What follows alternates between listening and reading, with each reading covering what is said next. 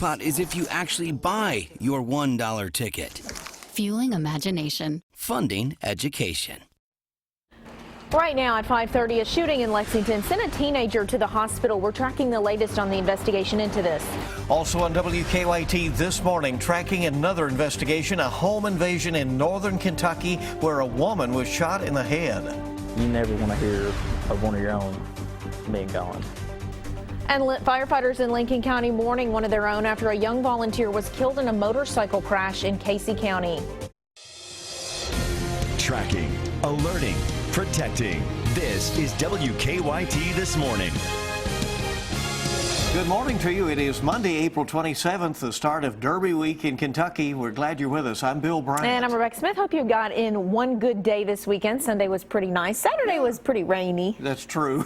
Yeah, but half you know, and half. yeah, it's not. At least you have half and half, right? You That's have right. one day that's good. But a good week ahead, it looks like. And meteorologist Micah Harris is on duty in our First Alert Weather Center. Good morning. Hey, good morning, guys. Yeah, this coming up weekend is going to be half and half, too. But the good news is the better half is going to fall on the Derby. 36 right now, and Mountain Parkway.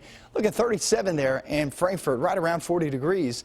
And the central zones, which does include Lexington. Now, you'll need a coat this morning, sliding off into the afternoon. Some of us will. It's one of those things that if you get those winds cranked up, then you can see that to be on the cool side at 63 degrees. But check out your icons. A lot of sunshine to be had. Overnight and into tomorrow morning, back in the upper 30s, lower 40s, and we do it all over again tomorrow. But midweek is your rain chance, and then the Derby temperatures, and also that just whole forecast looks great there for those festivities. I'll show you that, what you can expect out of it coming up. Okay, we'll see you then. Let's get to the news. Police are trying to find an inmate who has walked away from the Blackburn prison in Lexington. Well, Charles Blanton walked away just after 9 o'clock last night. The prison says Blanton was serving a 16-year sentence for manufacturing meth. He's 6 feet tall with brown hair and blue eyes, weighing about 200 pounds. He would have been eligible for parole in December. Well, new this morning, Lexington police looking for 2 suspects they say shot a teenager late last night. It happened just before midnight at the Continental Square Apartments off Eastland Parkway. WKYT's Mark Barber is live near the scene with the latest on the investigation. Mark, what can you tell us now? Good morning, Bill and Rebecca. Officers say that they found this 16 to 17-year-old boy here at the entrance to Spencerian College on Eastland Parkway. They think the boy was dragged here after he was shot across the street. Now we've learned from investigators that the boy was shot in the tree line behind the Continental Square Apartments around 11:30 last night. After the teen was shot in the rear, investigators say he was dragged a block to Eastland Parkway. The boy is now at UK Hospital, where he is expected to recover. Police say 2 men who shot the boy have not been arrested. Investigators tell us that a detective has been called in to talk to the teenager. We're told they are still working to get a description of the shooters, and they are still working to figure out why the boy was shot. However, it could be difficult for investigators to answer those questions because police tell us that the boy is not fully cooperating. Live in Lexington, Mark Barber, WKYT. Mark, thank you. Friends of a teenager killed in a crash in Casey County are remembering him. 17-year-old Taylor Woods died Friday while riding his motorcycle. State police say he was hit head-on by a car that crossed the center line. That the teenager, also they tell us, volunteered as a junior firefighter in Lincoln County, joining up at the age of 15. One of Taylor's fellow firefighters says it is always very tough to lose one of their own.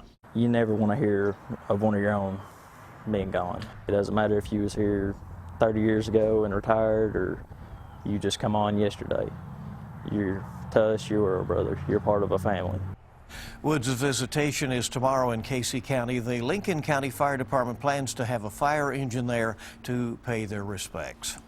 Well, the death toll has now reached more than 3,000 people after a devastating earthquake in Nepal. Unfortunately, climbing, rescuers are still struggling to find survivors in the wreckage, and officials do expect the number to rise even more in the following days. That 7.8 magnitude earthquake spread from Kathmandu to Mount Everest. That triggered an avalanche that buried part of a base camp, killing at least 18 people there. 61 people were killed in India and 20 people died in Tibet. Nepal is still dealing with aftershocks as well. For some central Kentuckians who grew up in Nepal, the devastation from the earthquake is really hard to see. They're trying to help out their friends and family back home. A vigil was held last night in Triangle Park in Lexington to honor those lives lost just so far away. Some told us that even though they know their own family members are okay, they're still shocked by all the devastation. Very painful, and missing especially my daughter. You know, my families are okay, my daughter is okay, my friends are okay, but the whole Nepal is not okay right now. Well, not only did the country lose thousands of citizens, they also lost a huge part of their history. Many national monuments from hundreds of years ago were destroyed. Organizers with the Kentucky Nepali Society asking the public to donate to the Red Cross to help relief efforts in Nepal. You can find a link to the organization on our website. Well, this weekend weather caused a lot of problems across the Bluegrass State. In Whitley County, the storms heavily damaged a home.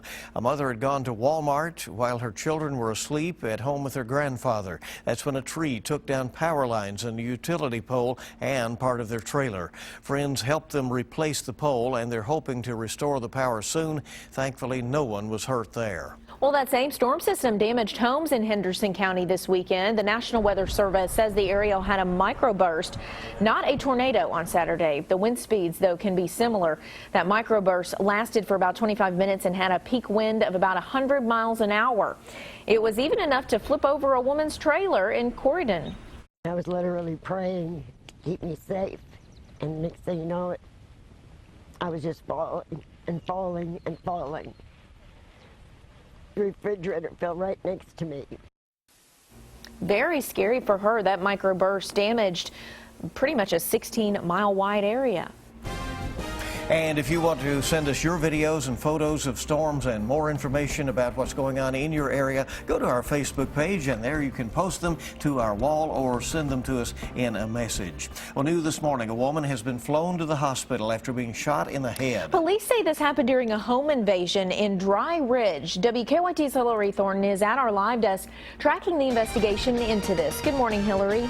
Good morning. A woman living where that wild home invasion took place says just after 9 o'clock last night, a group of friends were playing poker when 5 masked men broke in through the basement of their apartment. She says 2 of the intruders robbed the group of 4 people playing cards and held them at gunpoint, while the other masked men went upstairs to her bedroom, where she got into a struggle with 2 of the intruders and was pepper sprayed by one of those men. She says that is when shots were fired, hitting her aunt in the head. She was flown for treatment to University of Cincinnati Hospital.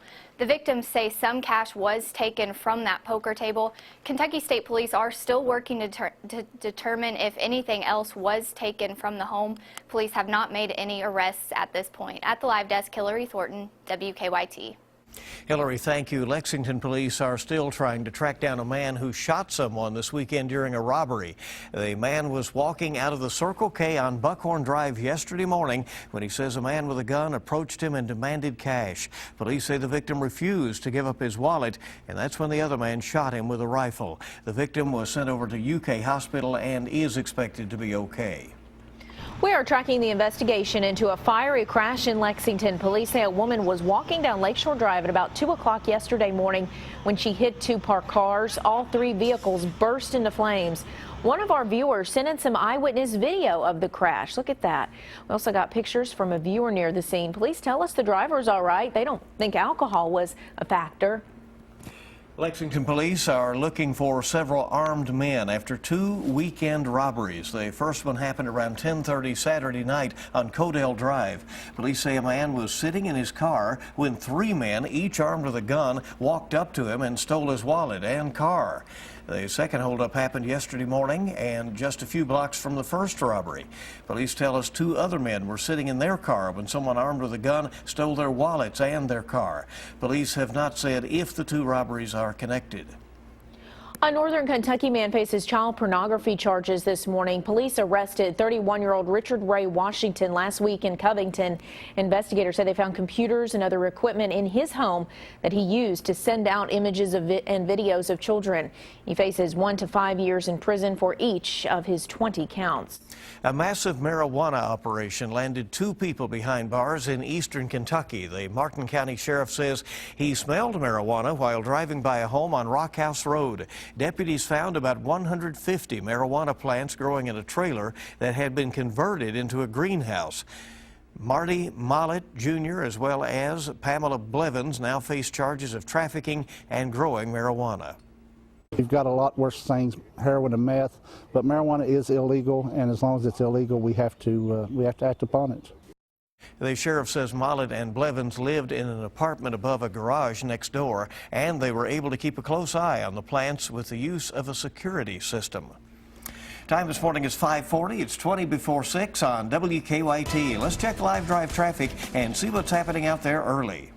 Nicholasville and Alumni is looking good. We do have a traffic alert to make you aware of Lexington Avenue between East Maxwell and Avenue of Champions. One lane blocked there for some work on the street, and that is through May 1st. All right, keep that in mind, and certainly the resurfacing continuing on I-75, a project that's going to take months there in Madison County. You just have to be patient if you're in that area because it's, you know, not going away anytime soon. They're already working this morning. They've worked in the overnight hours, so they're trying to quicken the pace there. They try, yes. Good to have you along. It's Monday on WKYT. All right, so America's favorite lip-syncing cop is back. This time, this Dover, Delaware officer has a whole new playlist. We'll take a listen after the break. Those are kind of videos we need right there. 39 degrees in Richmond, 36 in Danville. It's cool this morning, it's cool this afternoon, but sunny skies prevail. And also, what about that Derby forecast? For Friday and Saturday. I'll show you that coming up next.